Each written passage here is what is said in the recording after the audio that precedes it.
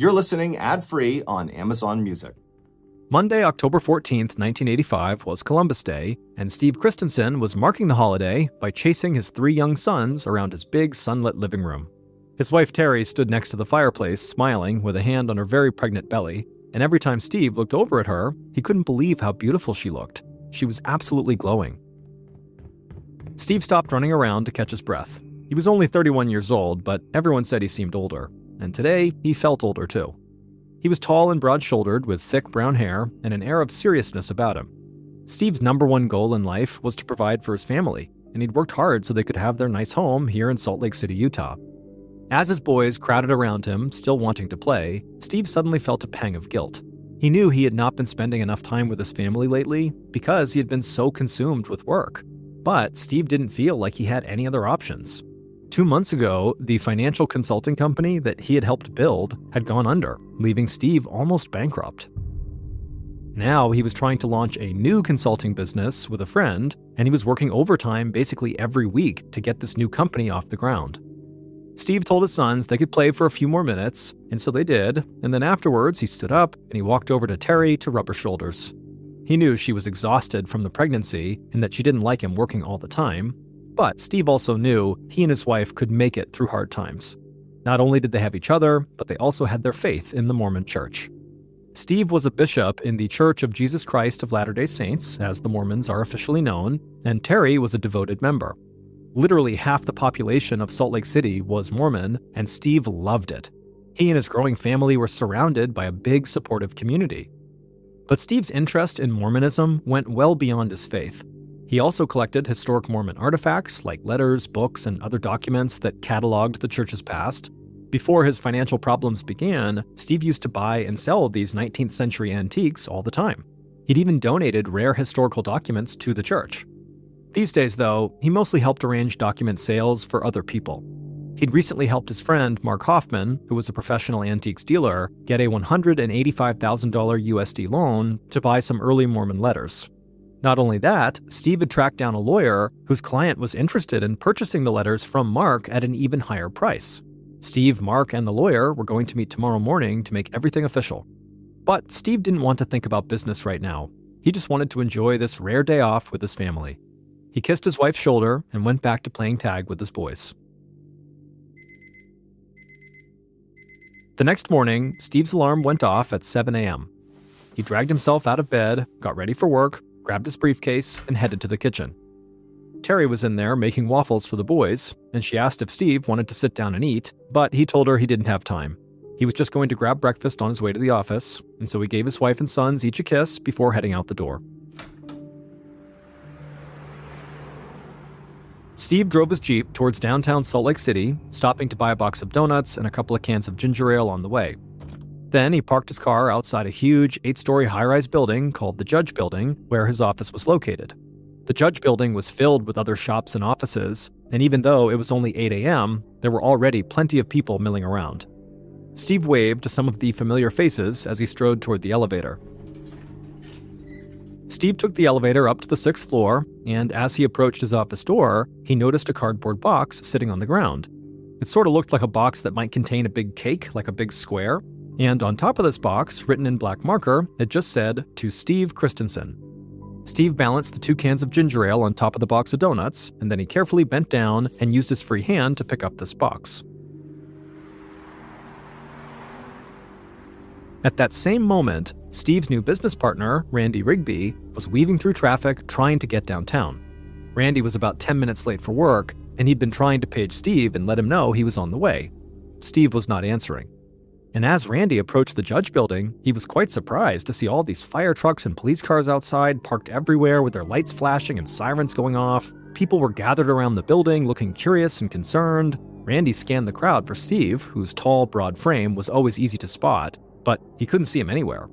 Then he started looking for Steve's Jeep and noticed it parked nearby. Randy walked up to a woman who obviously was from the Judge Building, and he asked her, what's going on here?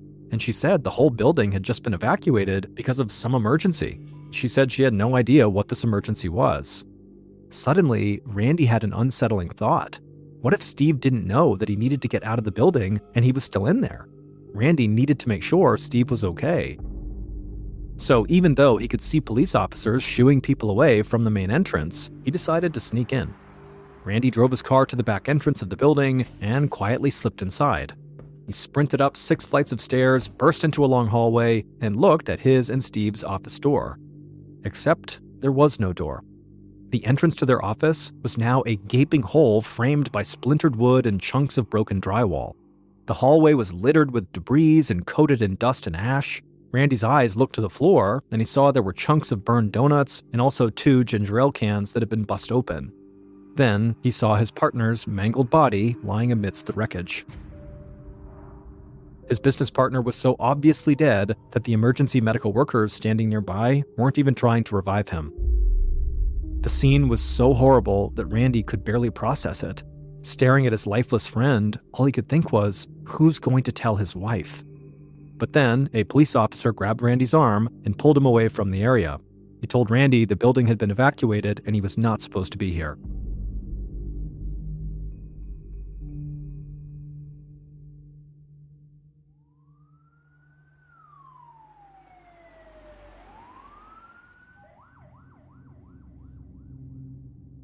Moments later, Salt Lake City police detectives Jim Bell and Ken Farnsworth reached the same hallway that Randy had just been kicked out of. The men made a good team. Bell was quiet and analytical, while Farnsworth was more talkative and outgoing. The veteran homicide investigators had worked a lot of cases together, but they'd never seen anything like this. Looking at the devastating scene, both detectives were at a loss for words. The victim, who they had learned was 31-year-old Steve Christensen, was unrecognizable. His chest had been blown open, his right foot was nearly severed off, and there were long, heavy nails lodged in his face. Farnsworth cleared his throat and said what both men were thinking. It looked like a bomb went off. The detectives put on gloves and spent the next hour combing the hallway and bagging potential evidence. They found a number of wires, a rocket igniter, and also a motion sensor switch, all items a person could use to build a homemade bomb. Just then, Detective Bell heard the elevator ding, and he turned and saw a scruffy man in a gray sports coat walk out. Jerry D'Elia was unique in the Salt Lake City Police Department. He was a prosecutor, he was also an arson expert, and he was an investigator. A native of New York City, D'Elia had more experience with bombing cases than anybody else on the force. Bell explained what they'd found so far, and D'Elia agreed that it seems like Steve had been the victim of a homemade bomb. But D'Elia said that whoever made it knew exactly what they were doing. Not only did they use a motion sensor switch so the bomb would go off whenever somebody moved it, but they had also wrapped the explosives in nails that virtually guaranteed the bomber's target would be killed in the explosion. In fact, D'Elia said the bomb was so sophisticated that he wondered if maybe this was the work of a professional hitman. But as they discussed the possibility that Steve was killed by a murderer for hire, another police officer came running up the stairwell, accompanied by 2 men who looked very shaken. The men said they owned a jewelry store on the 3rd floor of the Judge Building, and just that morning at about 6:45 a.m., they had rode the elevator up with a man who claimed to be delivering a package. And this man was carrying a cardboard box, and on the box it said, "To Steve Christensen." And so now that the jewelry shop owners had heard what happened, they were pretty certain they'd been inside the elevator with the bomber. Detective Bell asked if they recalled anything about the man's appearance, and the witnesses said he was Caucasian with brown hair, maybe in his 30s, and they remembered that he was wearing a green Letterman jacket. Bell looked over at D'Elia. A 30-something-year-old guy in a Letterman jacket didn't exactly sound like a professional hitman, because that kind of stands out quite a bit, and if you're a hitman, you want to be kind of under the radar. But then again, who was really to say what a real hitman looked like? Before they could talk it over, though, yet another police officer came barreling through the door from the stairwell, wide-eyed and breathing heavily, and he looked directly at Detective Bell and said, "We have another one."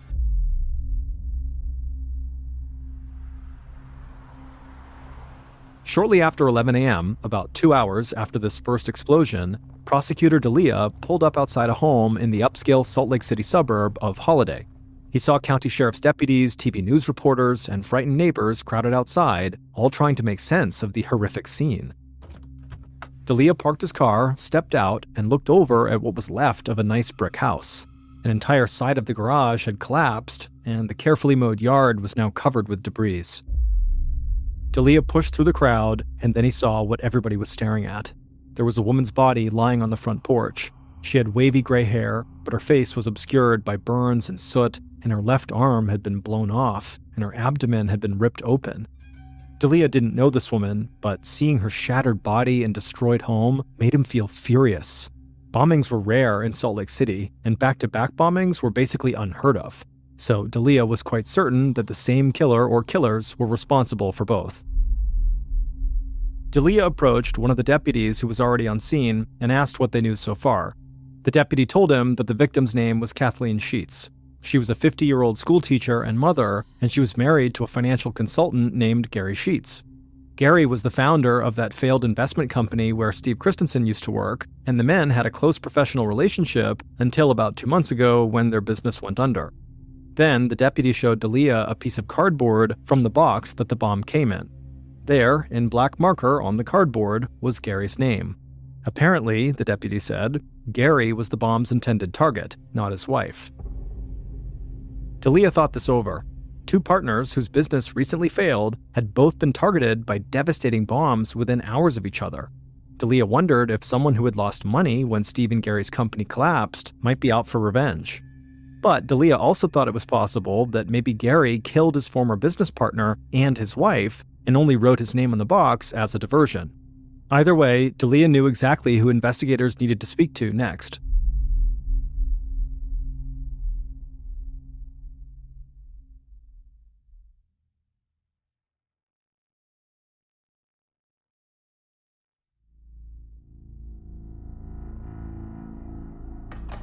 Later that morning, Detective Farnsworth sat in an interview room at the Salt Lake City police station across from Gary Sheets. Gary was in his 50s with white hair and even whiter teeth, but his eyes were red from crying. Farnsworth tried to be gentle while asking questions, and Gary was very forthcoming despite his obvious shock and grief. He explained that he and Steve used to run a financial consulting company together, working with wealthy investors. They'd done well until some bad investments left the company on the verge of bankruptcy. Then, 2 months ago, Steve had decided to leave and start his own consulting company with a new partner, leaving Gary to try to deal with the mess of their failed business. But Gary said he didn't have any animosity towards Steve, and he was heartbroken to hear about Steve's violent death. As for his own wife's murder, Gary said he couldn't believe any of this was real. Detective Farnsworth felt sorry for the guy and knew Gary should be with his family right now, but there was a bomber who was loose in Salt Lake City, and his questions just couldn't wait. He asked if Gary knew anyone who might want to hurt him. Gary paused for a moment and then said, well, yeah. When his and Steve's company failed, a lot of investors lost a lot of money. Maybe these bombs were a spurned investor's way of getting revenge. But if this was the case, Gary wondered, why target his wife? Detective Farnsworth swallowed hard and told Gary the bomb had actually been inside a cardboard box and his name had been written on the box. As far as police could tell, someone out there had actually wanted Gary dead, not his wife. Hearing this news, Gary began to cry, not only at the thought of his wife being murdered by mistake, but also because the reality that somebody was out to kill him was terrifying, and he began shaking like he was just so scared he couldn't help it. And so seeing this, Farnsworth immediately offered to place him in protective custody until the police solved the case. In the meantime, they needed Gary to put together a list of all the investors who'd lost money when his and Steve's company dissolved. Any one of them could be the bomber. While Detective Farnsworth wrapped up his conversation with Gary, his partner, Detective Bell, was a few miles away on the couch in Steve Christensen's living room. Steve's very pregnant wife, Terry, sat across from him looking totally numb. A few members of the family had come over as soon as they heard the news, and they took care of Steve and Terry's boys while she spoke with the detective. Her voice was flat as she told Detective Bell that she didn't know how she was going to live without her husband. Beyond the shock and grief of losing someone she loved so much, Terry was now going to have to find a way to support 4 children on her own, and the family's financial situation was not good. She sighed and sort of muttered under her breath that she wished Steve hadn't been so generous with the church. Detective Bell asked what she meant. Terry tucked a strand of her short blonde hair behind her ear and explained that Steve was always spending money on Mormon artifacts. The previous year, in 1984, he'd paid $40,000 for one document and then just handed it over to the church. Detective Bell looked confused. Terry explained that this document, called the Salamander Letter, was valuable because it was so controversial, raising doubts about the founding of the Mormon Church. The church taught that the founder of Mormonism was led to the Book of Mormon by an angel, but the letter said he'd actually been led there by a white salamander. Terry said that Steve's friend, Mark Hoffman, had found the salamander letter from one of his confidential sources, and when word got out that Mark had the letter, church leaders got really upset because it totally went against their teachings. Terry said she didn't want Steve to buy this letter, but he did it anyway. And then he donated the document to the Mormon church. And just like that, Steve and Terry's family had lost $40,000, money that they really needed right now. Detective Bell could see how upsetting this was for Terry. He didn't want to cause her any more grief, so he thanked her for the information and told her how sorry he was for her loss. But before he got up to leave, Terry stopped him. She said she felt like the salamander letter might have something to do with her husband's murder. The letter's discovery caused some Mormons to leave the church, and they might have blamed Steve for shattering their faith. Detective Bell wasn't sure what to think, but he promised Terry he would look into it. The next day, at about 2:40 p.m., Detective Farnsworth cruised down the highway towards the police station. It was only the second day of the investigation, but Farnsworth already felt enormous pressure to solve this case.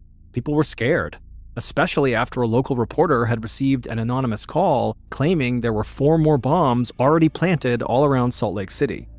And at a press conference the night before, the Salt Lake City police chief had said the crime could be related to this salamander letter.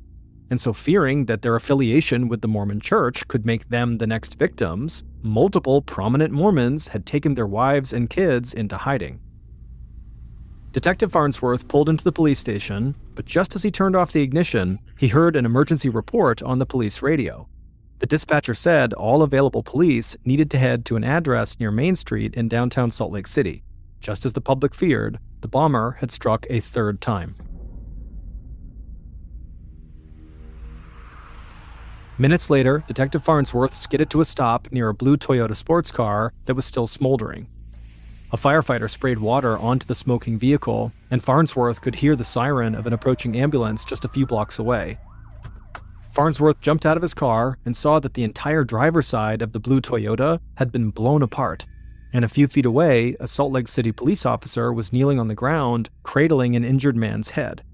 The man looked like a total wreck to Farnsworth. There were shards of glass in his face, his bloody right hand was missing a fingertip, and he had a piece of metal shrapnel sticking out of his right knee. But somehow, this man was alive. Just then, the sirens reached a fever pitch as the ambulance arrived on the scene. 2 EMTs jumped out of the vehicle and ran over to the injured man and began taking his vitals. Detective Farnsworth leaned down and asked the injured man for his name. In between labored breaths, he said his name was Mark Hoffman. Farnsworth immediately recognized that name. Mark was the man who had discovered the controversial salamander letter and sold it to Steve. But before the detective could ask any follow-up questions, the EMTs loaded Mark into the back of the ambulance and sped off to the hospital. Moments later, Prosecutor D'Elia and a federal agent who specialized in bombing cases arrived on the scene. The federal agent immediately began examining Mark's smoldering vehicle, while Farnsworth got D'Elia up to speed about the latest victim. But just then, the federal agent called out to them to come over and look at what he'd found inside of Mark's trunk. Farnsworth and D'Elia ran to the back of the sports car, and in the trunk they saw a trove of old-looking papers that had been damaged in the explosion. They were either burnt from the fire or sopping wet from when the firefighter had doused the vehicle with water, but they were all there and clearly seemed pretty important. As he looked at the ruined papers, Detective Farnsworth was overwhelmed with questions. Why would someone want to kill Mark Hoffman? Could it be related to the documents inside his trunk? Or could it be someone who blamed Mark and Steve for unearthing the salamander letter that undermined the Mormon faith? And if that was the case, why would the bomber then also target Gary and Kathy Sheets? They were connected to Steve, but they had nothing to do with the buying and selling of Mormon artifacts, and so none of it made any sense. At about 4 p.m. that afternoon, Detective Bell stood in Mark Hoffman's room at the LDS Church Hospital. Mark had all these open wounds on his face from where doctors had pulled glass out, and he was waiting for an operation on his injured leg. Bell felt terrible for him, but on the bright side, doctors said he was likely going to live. Mark was on pain medication, and when he spoke, his voice was barely above a whisper. Detective Bell asked him if he felt well enough to talk, and Mark croaked out a yes. The detective asked Mark where he was going when the explosion happened, and Mark said he was on his way to sell some rare documents to a lawyer downtown. Bell asked what kind of documents, and Mark sort of paused for a minute and then said he couldn't actually remember. He said he couldn't actually recall much of anything from that morning except opening his car door and seeing a small package fall out. Mark said he went to pick up the package, and then everything went black. Detective Bell nodded grimly. He'd heard from people in the Mormon community that Mark was this incredibly talented and charismatic man. Mark was jokingly known as the Mormon Indiana Jones because he was so good at finding valuable artifacts. So to Bell, even though he didn't know Mark, it just seemed so sad that this guy was kind of a shell of himself with virtually no memory of what nearly killed him. Bell asked Mark if he could recall anything from before the explosion. Mark thought for a moment, and then he whispered that he had noticed a brown pickup truck that seemed like it was following him right before the explosion. The truck didn't worry him at the time, but only now, as he thought about it, he wondered if the bomber might have been trailing him. He'd seen through the mirror that the driver was a white man with brown hair, but besides that, Mark didn't get a good look at the guy because, again, it didn't really matter to him at the time. Detective Bell nodded. It sounded like the driver could be the same person the father and son saw in the Judge building. But still, there was a lot of white men with brown hair in Salt Lake City, Utah, so this was not a particularly helpful clue. Just then, a doctor came into the room and said they needed to begin prepping Mark for his leg surgery. Detective Bell thanked Mark for the information and then turned to leave.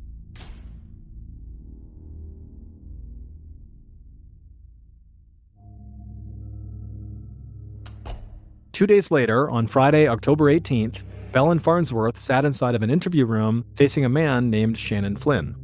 The detectives had learned that Shannon was Mark Hoffman's full-time employee, helping him find and sell these rare documents. And so if anybody could help investigators understand what was going on in this strange and secretive world of trading Mormon artifacts, it was Shannon. Sitting at the table, Shannon seemed very nervous. But then again, so far 3 bombs had gone off in Salt Lake City, targeting Shannon's boss and another man he routinely worked with, Steve. Shannon admitted that he was terrified of becoming the bomber's next victim. Detective Bell asked Shannon if there was any particular person he felt afraid of, but Shannon shook his head and said no. He told them that a lot of these document sales happened anonymously through people's lawyers or other representatives, so this made the whole situation even more frightening. Somebody could have it out for him, and he wouldn't even know their name. Bell asked if Shannon knew anybody who might want to hurt his boss, Mark, and Shannon said that Mark was having financial trouble related to 2 different document sales. Either one could have made Mark some enemies. Shannon said for the first deal, Mark had asked his friend Steve Christensen for help getting a private $185,000 loan to purchase a collection of antique documents. And now, Mark was having trouble paying back that loan, which had very much upset Steve. But Mark kept telling Steve not to worry because he had an even bigger sale pending. And when that went through, Mark promised he could pay back the loan then. But Shannon said Mark's second document sale had also hit a snag. Mark had acquired the only known copy of the first document ever printed in colonial America, known as the Oath of a Freeman, a discovery so significant that the United States Library of Congress had offered to buy it for $1 million. But the Library of Congress wanted elaborate proof that this document was indeed authentic before they paid such a huge amount for it. And so this delay in the sale was really putting Mark in a very serious cash crunch. Detective Bell asked Shannon if he knew where Mark got the document. But Shannon said no, Mark didn't share the names of his contacts very often. At this point, the detective was starting to feel suspicious of Shannon. It was hard to believe that as Mark's only full-time employee, he didn't know anything about where these documents were coming from. Plus, Detective Bell didn't understand why Mark would have needed a loan to buy artifacts. He knew Mark had made hundreds of thousands of dollars selling antiques, so Detective Bell outright asked Shannon if he knew where all of his money had gone. Shannon suddenly looked down at the table and sort of mumbled that Mark lived far beyond his means. He traveled all the time, lived in a huge house, and drove an expensive sports car. Plus, Mark could be generous almost to a fault. Shannon said that one time Mark had given him money to buy a submachine gun for his firearm collection, and then he also helped pay to convert that submachine gun into a fully automatic gun. When Detective Bell heard this, he tried to keep his expression neutral, but he was shocked. Shannon had just confessed to turning a gun into a fully automatic weapon, which was illegal. Detective Bell glanced at Farnsworth, and he looked just as surprised. Bell quietly asked Farnsworth to step into the hall with him. Once they were out there and out of earshot of Shannon, they both agreed that Shannon seemed very suspicious, and because he confessed to owning an illegal firearm, they had probable cause to arrest him and search his home. So that's exactly what the detectives did. Shannon was immediately taken into custody on the firearms charge, and when Bell and Farnsworth searched his home, they found at least 3 more guns. Then they stumbled on something even more shocking. Shannon owned a copy of the Anarchist Cookbook, a notorious 1970s book that contained instructions for building bombs. Just like that, Shannon shot to the top of their suspects list, and they quickly got another warrant to search more of Shannon's property. It turned out Shannon rented a storage unit, and police suspected that might be where he was constructing bombs. That weekend, Detective Bell arrived at what investigators called the War Room, a big conference room in the Salt Lake City police station where everyone working the case could meet and discuss their progress. Bell sat down with Farnsworth, Prosecutor D'Elia, and the federal agent from the 3rd bombing scene, as well as a number of other law enforcement officials. And they had a lot to talk about. Even though the search of Shannon Flynn's storage unit hadn't revealed anything incriminating, he still seemed extremely suspicious. If the police were right and these bombings were all related to the rare document trade, then Shannon seemed like their only real suspect. But Detective Bell knew that this explanation did not account for the murder of Kathy Sheets. As far as police could tell, Kathy and Gary Sheets had not been involved in buying or selling Mormon documents and had nothing to do with Shannon Flynn. So, Prosecutor D'Elia suggested the investigators go back through the dozens of interviews they'd conducted. Maybe if they reviewed all of the evidence as a group, something would stand out. And so Bell and Farnsworth just began reading their notes out loud, going through every last detail from each person they'd spoken to, and as they did this, suddenly, the federal agent's hand shot up, and he told them to stop. The agent said he just noticed something. A detail from one of the interviews didn't make sense. One of their witnesses had to be lying, and he felt certain this person who was lying was the bomber. Immediately, investigators started drafting a court motion to get one more search warrant. And during the search, just a few days later, they uncovered a piece of evidence that broke the case wide open and led to a shocking revelation that nobody imagined.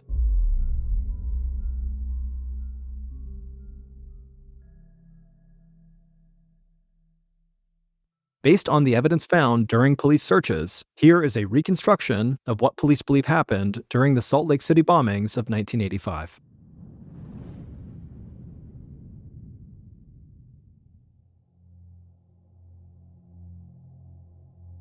Late on the night of October 14th, the killer stood at a work table in their basement, putting the finishing touches on 2 homemade bombs. They'd spent the last few weeks researching how to build them, and they felt confident the design would work. The killer taped dozens of long carpenter's nails over one bomb and added extra explosive powder to the second, making both bombs extra lethal. Then they gently placed each bomb into separate cardboard boxes. The killer had already used an ice pick to carve 2 small holes into the bottom of both boxes. Now they carefully threaded the wires from the motion sensor switches in each bomb through these holes. They taped the wires to the outside of the box to keep them separated, and when the time was right, they would connect the wires, activating the motion sensor switch inside that would make the bombs detonate.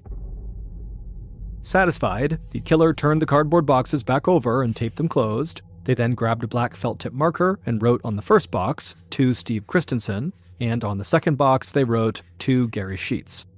Finally, the killer padded upstairs and got into bed, satisfied that everything was ready. The next morning, the bomber woke up before sunrise. They slipped out of bed, tiptoed to the basement, and carried each box outside to the car. It was chilly, so they ran back in and put on their old green letterman jacket. Then they got into the car and drove downtown to Salt Lake City. At about 6:45 a.m., the killer parked outside the judge building, got out of their car, and lifted the box labeled "To Steve Christensen" out of the back seat. They hoped to slip in and out of the building without being seen, but the moment they walked into the lobby, they ran into 2 people, a father and son. The bomber pretended to be a delivery driver and got into the elevator with these 2 men. These men got out on the 3rd floor, and when the killer reached the 6th floor hallway, they found their way to the office door that had Steve Christensen and Randy Rigby's names written on it. There, the killer knelt down, turned the box over, and carefully connected the 2 wires on the bottom, activating the motion sensor switch inside the bomb. Then they very carefully set the box right side up, Then they casually turned, walked to the stairwell, headed downstairs, outside to their car, and drove away from the Judge Building. About 15 minutes later, the bomber arrived outside of a big brick home in the suburban city of Holiday. They didn't see any cars parked outside, so they assumed the home's owner, Gary Sheets, had left and would be home later that afternoon. The bomber walked up to the front door carrying the cardboard box. Then they taped the motion sensor wires together and gently placed the bomb near Gary's front porch. After that, the killer turned, walked back to their car, and drove home. When they got there, they opened up the front door, and the house was quiet. So they slipped back into bed without being noticed by anybody else inside. But once the bomber got out of bed, they couldn't resist the urge to turn on the morning news. And at about 8:30 a.m., while they were sipping coffee on the couch, the news broke. A bomb had gone off at the Judge Building, and a man had been killed. The killer pretended to be just as shocked as anybody else in the house was. They even called into work and canceled meetings that day so they could stay home to be safe. Then, less than 2 hours later, local news stations reported the second bombing. But as the killer watched the coverage of this second bombing, they realized their plan had not gone as smoothly as they'd thought. They'd meant to kill Gary Sheets, but the news report said the second victim was a woman. And things got even worse that evening when the Salt Lake City police chief gave a press conference. The killer watched as the police chief said the bombings might be related to a controversial Mormon document called the Salamander Letter. The killer's stomach sank. They couldn't believe the police had zeroed in on the real reason for the bombings so quickly. They had to find some way to get investigators off the trail. And the only way they could think to do that was to create even more chaos. So, late that night, the killer crept down to the basement and constructed a third bomb.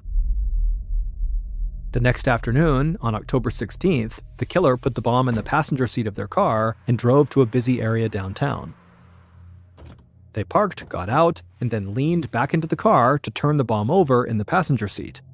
They attached the two wires on the bottom of the box, activating the motion sensor switch inside. Then, as they went to take the box out of the car, they jostled it just a bit too hard, and the bomb detonated, sending the killer flying. They crashed into the pavement with shrapnel stuck in their legs and face. They were missing a fingertip, and they were barely breathing.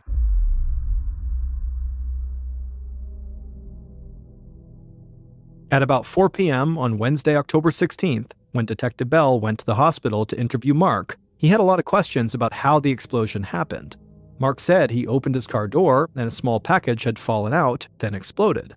But later, when Detective Bell read his notes from this interview aloud to fellow investigators, the federal agent said Mark's story did not line up with the physical evidence. The pattern of damage inside of Mark's car showed the bomb was somewhere near the center console when it detonated, not anywhere close to the driver's side floorboard like Mark had claimed.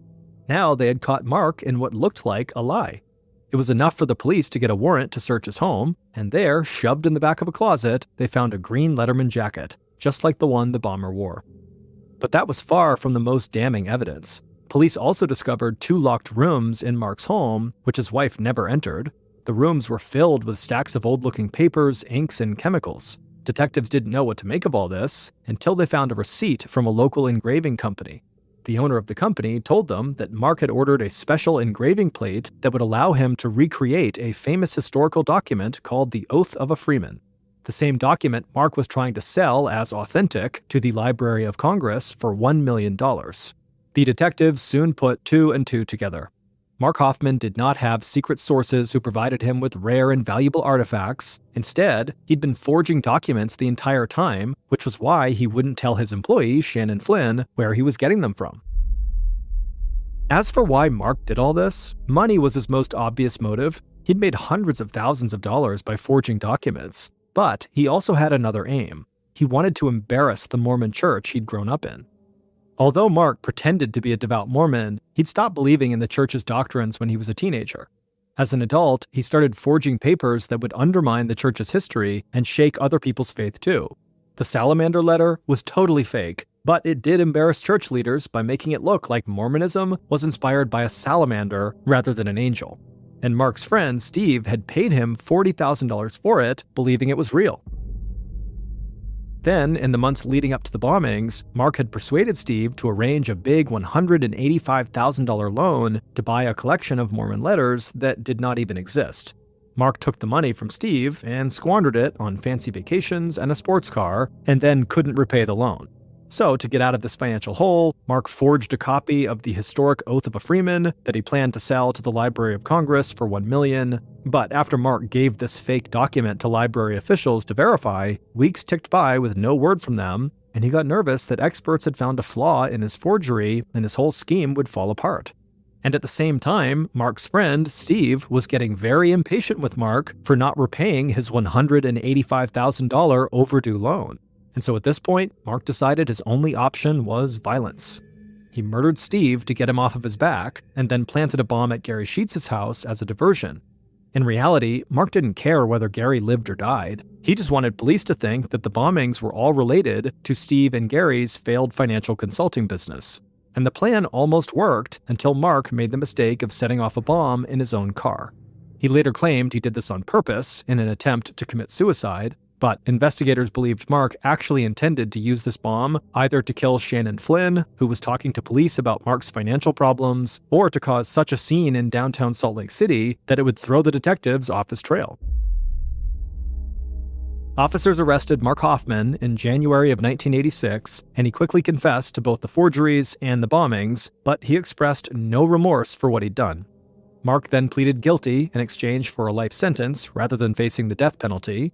Once he was in prison, Mark's wife divorced him, and he was excommunicated from the Mormon Church.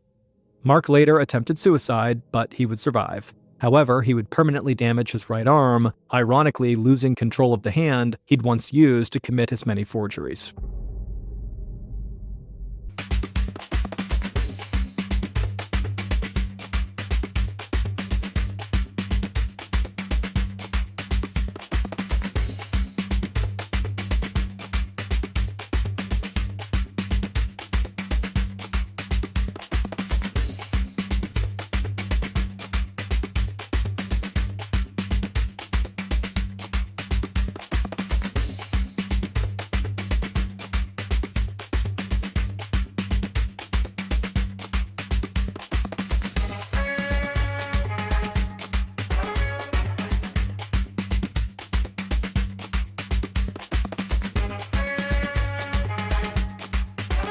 On October 4th, 2017, a 61-year-old father of 6 named Tatike Katsai arrived at a hospital in Stellenbosch, which is one of the richest towns in South Africa. Tatike, who lived in the area with his family, had been dealing with some stomach issues over the last several months, and so this day he was finally going in to have abdominal surgery to hopefully alleviate those issues. So, after entering the building, Tatike was checked in, and then before long he was transferred to the operating room where surgeons got to work on him. After the surgery was over, Tatike was transferred to a recovery room in the hospital where he was scheduled to stay for at least a couple of days so the doctors and nurses could watch over him while he recovered and make sure there was no complications from the procedure. And so, on the afternoon of October 4th, Tatike just kind of lounged around inside of his recovery room. He couldn't really do anything because of the incisions on his stomach, and so he mostly just laid in his bed, he watched TV, he relaxed, he ate, and then at some point, some of his family members came into the hospital and they visited with him as well. By the end of that day, the day of his surgery, Tatike was definitely sore from the incisions,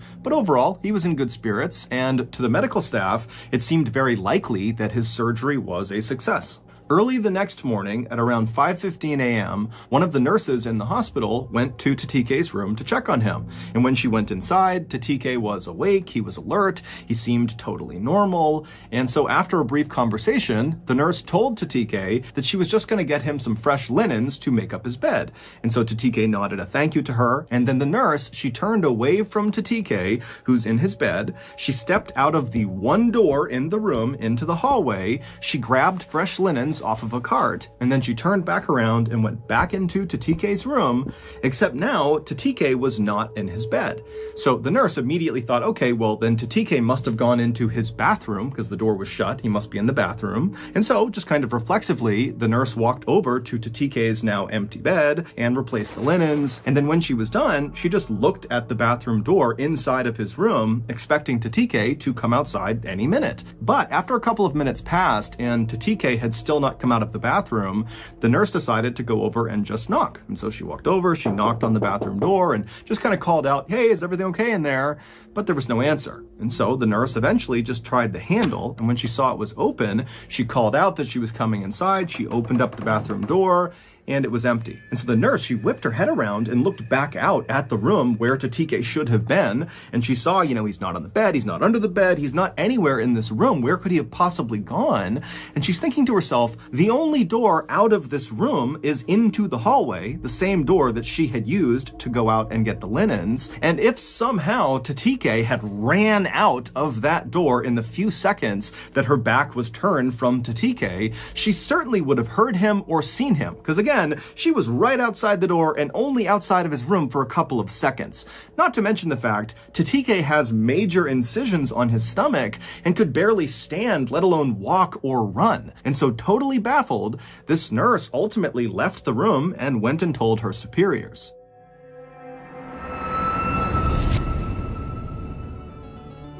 Thank you to BetterHelp for sponsoring today's video. In 2017, I left the military and pretty much right away, I fell apart. The military had provided a lot of structure in my life, and so suddenly not having that structure made me feel like I was lost. Pretty soon, I began resenting all the people around me just because they seemed happy and I wasn't. I sort of figured that these feelings of resentment and unhappiness would just kind of go away on their own, but they didn't. Eventually, with some encouragement from my family and my friends, I sought out a therapist. And quickly, my therapist diagnosed me with depression, something I really did not think I was. But after the shock of the diagnosis had worn off, me and my therapist were able to kind of go back in my life and figure out what was causing me to feel the way I was feeling, and before long, having that perspective really made me feel a lot better. Look, therapy is not for everyone, but it is a great starting point for people who just kind of feel lost and don't really know where to go. And so if that's you, I would highly suggest you give BetterHelp a try. BetterHelp is the world's largest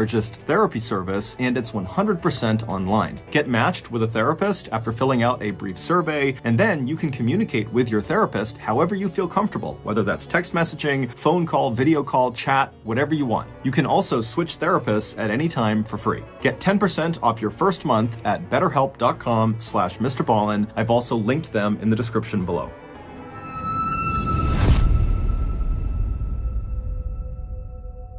This hospital would immediately begin looking for Tatike on the grounds of the hospital, but they would do it kind of quietly. They wouldn't call Tatike's family to tell them that, hey, we can't find him, nor would they call police. And some have speculated that either one, the hospital did not think this was an emergency and they would quickly find Tatike and that everything would be fine, or two, the hospital was just so embarrassed at the idea that they lost a patient, they didn't want anyone to know, and so that's why they didn't tell anyone. Regardless, the hospital would search for Tatike all day on the 5th, the day he went missing, and they wouldn't find him. And then the next day, the 6th, the hospital again would spend the entire day quietly searching everywhere in the hospital, but they wouldn't find him again. And so finally on the next day, the 7th, so 48 hours after Tatike had just kind of vanished inside of his room, the hospital would reach out to Tatike's family and they would say to them, hey, is Tatike home with you guys? And the family was like,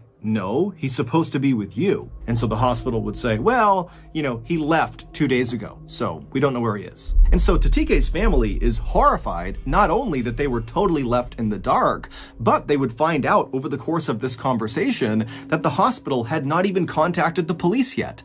And so the family, they reached out to the police, and then later that day, the family would meet the police at the Stellenbosch hospital, and then a very public search of the property would ensue to look for Tatike. However, again, no one could find him.